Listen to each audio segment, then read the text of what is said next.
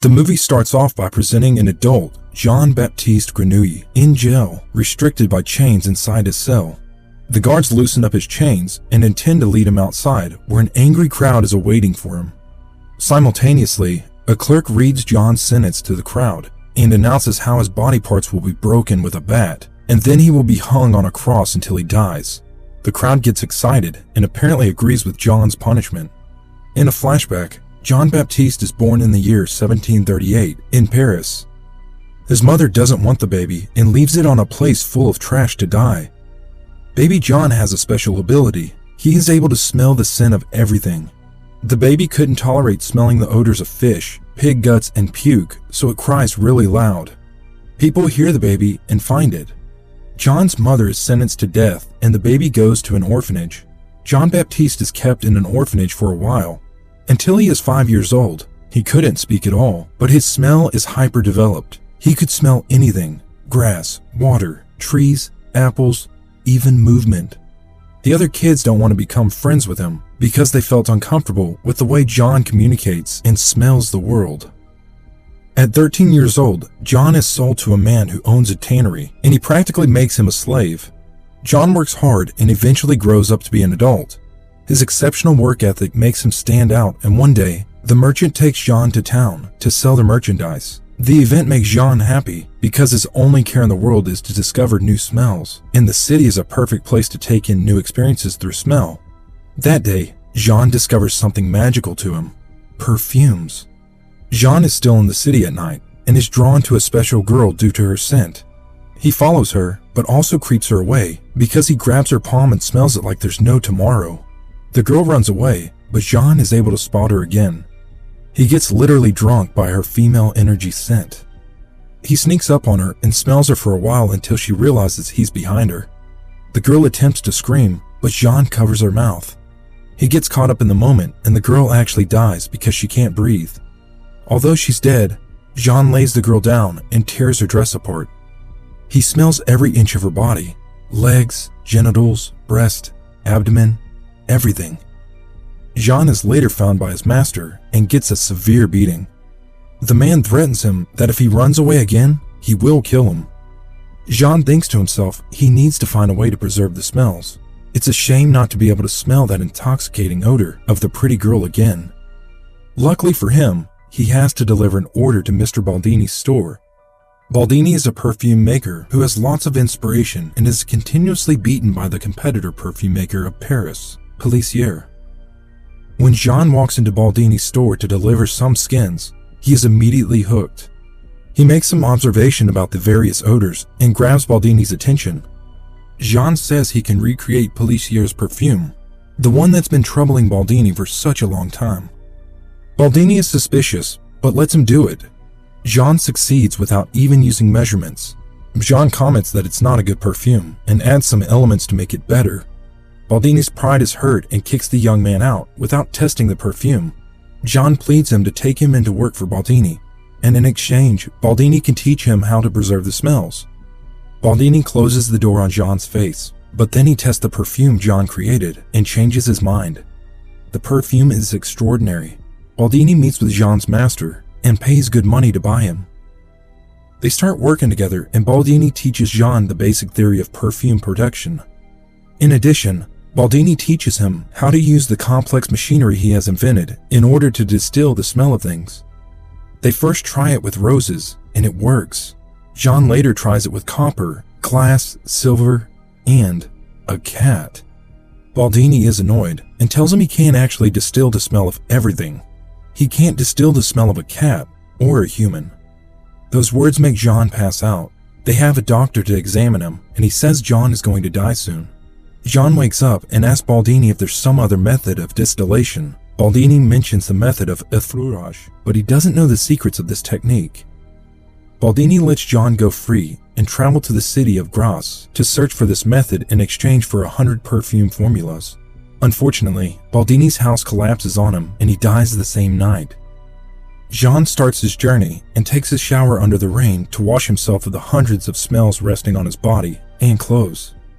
Jean reaches the city and is instantly drawn to the scents of the beautiful young ladies. He starts working in a facility where the effleurage method is used. They use a large tank to boil flowers in animal fat. A series of unfortunate or fortunate events brings Jean face to face with a beautiful young woman. He kills her and he puts her in the tank, trying to create a perfume out of her. He almost gets caught, but is able to cover up for himself at the last second. The experiment fails, but Jean won't give up. Jean hires a prostitute and tries to have his way with her. She understands he is a weirdo and kicks him out. Jean doesn't leave. He kills her as well. He spreads animal fat all over her body, and after a while, he scrapes the fat off. He does that so that the fat can absorb her scent. He boils the fat in a pot and then distills the perfume out of it. Seems like this time he is happy with the results. He made it. Jean has developed a keen interest in a particular redhead and stalks her house party.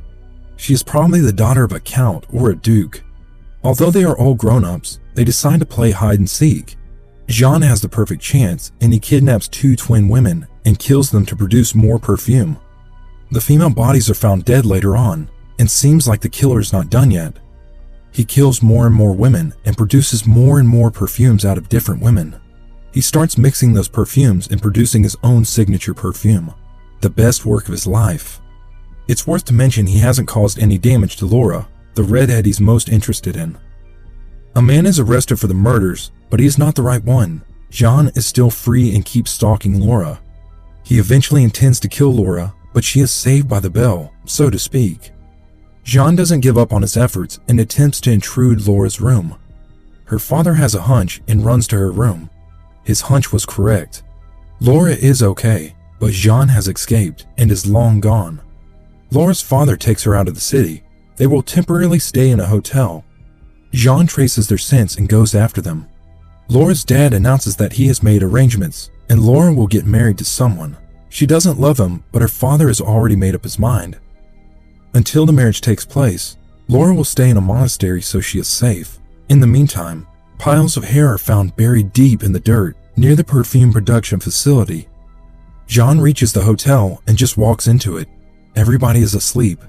He walks into Laura's dad's room and steals the key to her room. He unlocks her door and walks in. He is ready to hit her hard in the head and kill her, but that exact moment, Laura turns around and he is able to look at her face. He lowers his weapon and just stares at her. Laura opens her eyes and looks back at him. She's scared, but doesn't scream. The movie cuts to the next morning. Laura's dad wakes up and finds the key to Laura's room on his desk. He walks into her room and a bright light blinds him. When he's able to see, he sees his daughter lying dead on the bed, with her hair cut, just like the rest of the victims. Jean is finally arrested and tortured, hanging upside down. Laura's father asks him why he killed his daughter. Jean says he needs her. Laura's father makes an imaginative description about how he will piss on him, and that will feel like acid to his broken limbs upon the cross. A man is tied on the cross, and an executioner hits him hard with a bat to break his limbs. The crowd cheers and enjoys the pain of the murderer, but this is not Jean just yet. Jean is probably next. We view again the opening scene of the movie. The guards walk into Jean's cell and are ordered to remove his chains. Only this time, we see Jean has snuck something into his palms. The guards unchain him and give him a beating. Jean opens up the little bottle he holds in his hands. The guards look at him in a funny way. A cart brings Jean to the point where the execution is going to take place. Jean steps out of the cart, but he is now well dressed, and the crowd seems to like him. Jean walks to the executioner, and the executioner kneels in front of him, preaching that this man is innocent. Jean puts some of his perfume on a handkerchief and spreads the odor into the air. The head of the priest falls down on his knees and says that this is not a man. This is an angel. All of the crowd is intoxicated, almost drunk by this aroma. They all kneel in front of him. Seems like Jean has created the ultimate perfume. Everybody cheers for him. He lets the handkerchief fly into the air and people fight over it. Who will be the lucky one to have it? People go crazy in a good way. They start smiling and kissing each other, even having sex. That is the power of the perfume. It soon becomes a large-scale orgy. Jean lives in his own bubble and fantasizes about the first girl he killed, a redhead. The vicious cycle of killing started and ended with a redhead. He fantasizes them hugging each other, maybe an attempt to convince himself that all the women he killed would forgive him if they could see what he created. Laura's father approaches Jean with a sword in his hand, shouting, "You don't fool me." But when he gets closer to Jean, he kneels in front of him and tells him, "Forgive me, my son." Needless to say that Jean makes it out alive, but no matter what he does, Jean couldn't fill up his inner emptiness. He possesses the ability to direct people's love and command it, but he couldn't love and be loved like any other person. Jean returns to the place where he was born and decides to end it all. He pours all of the perfume on himself, creating the illusion of an angel into other people's eyes. People love him so much, maybe too much. They get all over him and they eventually eat him out of love. What a way to go out. Subscribe to more videos like this. Turn on the notifications and leave a like to help the channel grow. Thanks for watching.